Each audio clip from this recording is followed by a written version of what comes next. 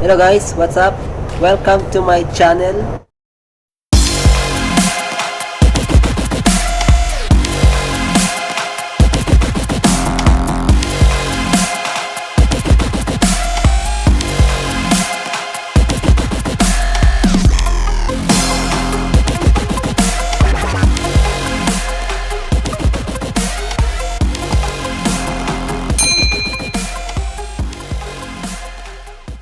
Araw na to, tuturo ko sa inyo kung paano ba maglagay ng thumbnail sa YouTube video natin.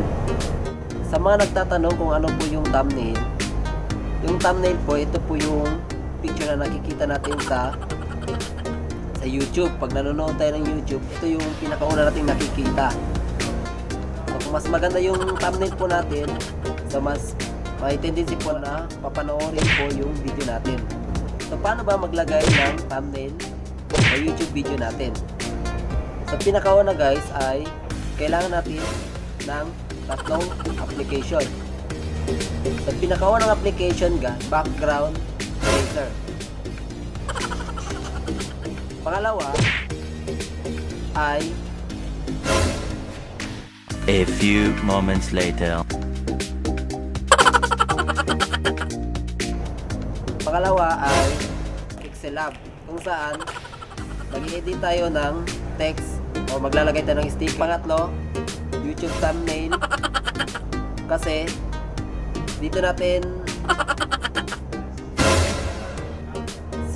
dito natin ilalagay yung thumbnail na nagawa po natin. So yun guys, panoorin nyo lang yung video na to hanggang sa matapos.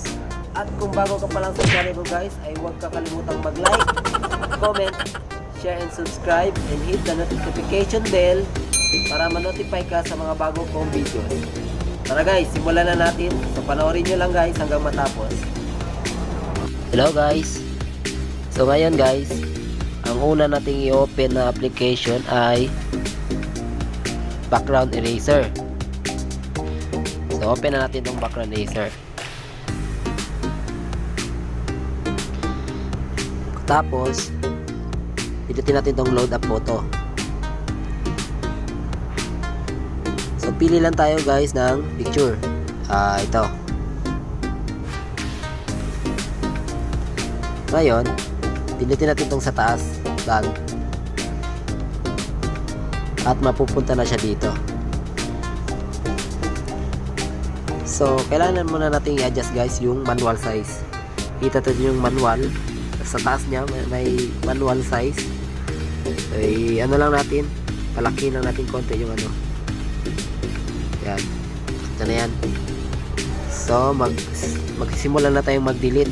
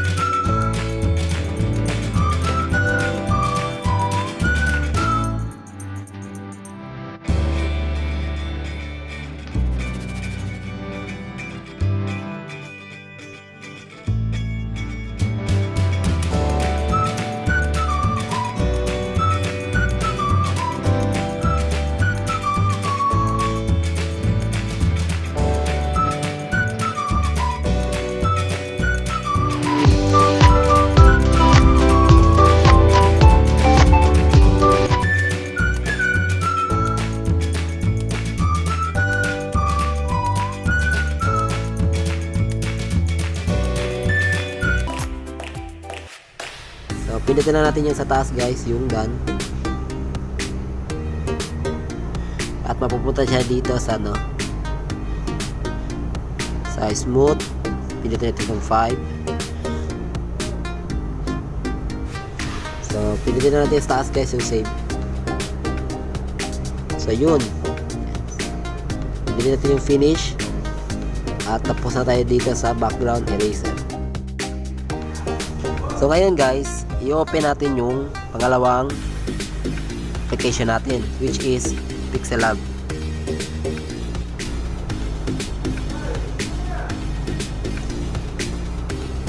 So dito na tayo sa Pixellab guys.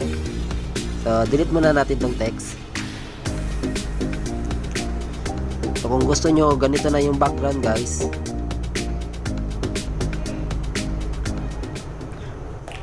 nanapin na natin yung picture na ginawa natin kanina sa background eraser. So, pinutin na natin tong sa taas ng left, yung plus. Tapos, from gallery. So, ito. Tapos, check lang. Yan. Lakihin lang natin guys. Yan. Diba ganyan. Tapos pindutin natin itong tatlong tuldok. Hanapin natin yung image size. Tapos dito sa custom, hanapin nyo yung YouTube thumbnail. So yan na, pinat lang okay. Stop nyo ulit yung picture. Tapos ilagay nyo lang dito sa ano. So ako ilalagay ko sa right side kasi putol yung kamay ko. Tapos ngayon, para hindi na siya magalaw, tap nyo ulit. Pindutin natin yung sa baba ng tatlong tuldok. Tapos ipapadlock natin. Tapos balik ulit doon. Ang purpose niyan guys, para hindi na siya magalaw-galaw. Kahit anong pindot nyo dyan, hindi na yun siya magalaw. So ngayon, lagyan na natin ng text. Pindutin nyo ulit yung plus, tapos text. Double tap nyo lang. Tapos, type nyo lang yung gusto nyo ilagay dito. Halimbawa, paano maglagay ng thumbnail sa YouTube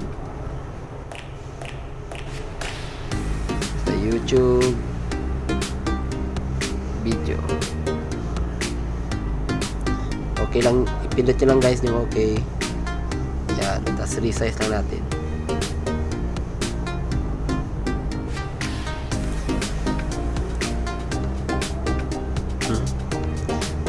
Kung mag-resize pala kayo guys, pindutin nyo lang tong letter A. Hanapin nyo yung size. Dito may adjustment dito. Yan. Tapos pindot na yung check. Tapos kung gusto nyo lagyan ng kulay, hanapin nyo lang itong color. Piliin natin itong red. Depende sa inyo guys kung anong kulay gusto nyo. Tapos check. Lagyan natin sa gitna. Para mas maliwanag pa siya guys, hanapin natin yung stroke. Dito lang din siya sa letter A.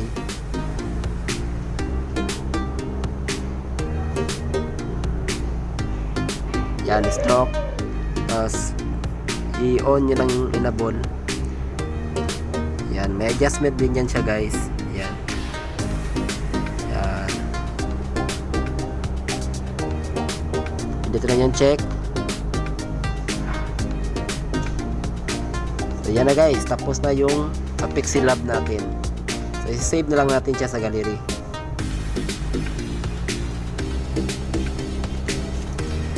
Save to gallery. So escape na tayo. Ngayon, para malagay natin siya sa YouTube video natin, so i-open natin yung pangatlong application natin, yung YouTube Studio. Ito. Tapos makikita nyo yung sa left, sa taas, pindutin natin yan.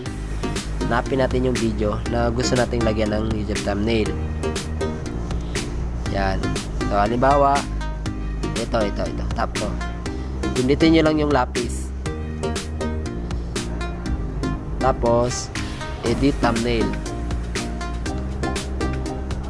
So, makikita nyo dito, may 4 siya na pagpipilian.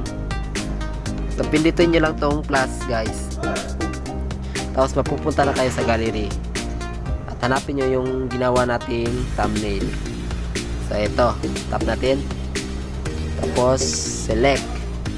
Tapos, save. So, ako guys, hindi ko na isi-save kasi yung ginawa natin na thumbnail. So, example ko lang po yun. So, kayo, isi-save nyo siya. So, yun na guys. So, maraming salamat guys sa panonood. So, kung may natutunan kayo at nagustuhan nyo yung video na to, ay huwag nyo kakalimutang mag-like, comment, share, and subscribe. So, yun lang guys. Maraming salamat. Maraming salamat.